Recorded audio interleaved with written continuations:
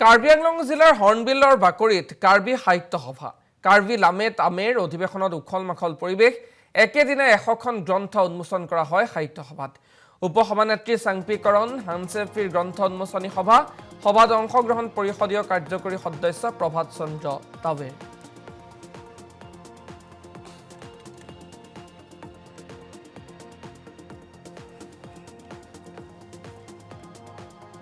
ৰাইজৰ বহুত উৎসাহ আমি দেখিছোঁ যথেষ্ট এটা ভাল এটা পৰিৱেশ আমি যিমান পাৰোঁ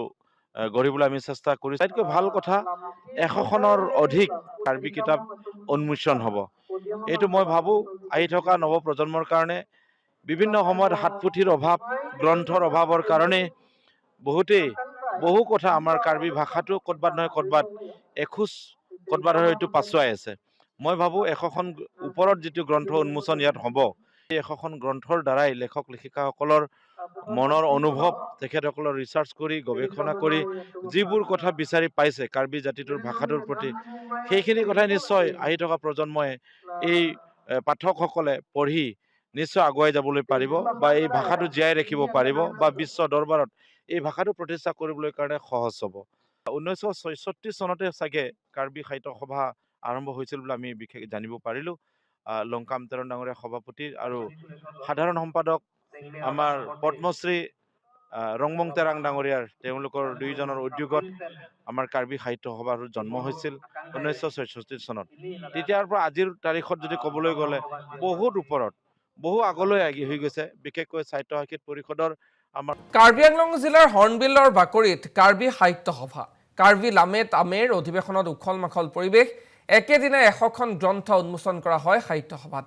উপসভানেত্ৰী চাংপিকৰণ হানচেফিৰ গ্ৰন্থ উন্মোচনী সভাত অংশগ্ৰহণ পৰিষদীয় কাৰ্যকৰী সদস্য প্ৰভাত চন্দ্ৰ তাৱেৰ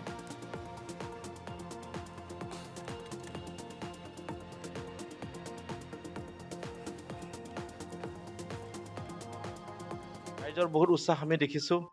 যথেষ্ট এটা ভাল এটা পৰিৱেশ আমি যিমান পাৰোঁ গঢ়িবলৈ আমি চেষ্টা কৰিছোঁ আটাইতকৈ ভাল কথা 100খনৰ অধিক কাৰ্বি কিতাপ উন্মোচন হ'ব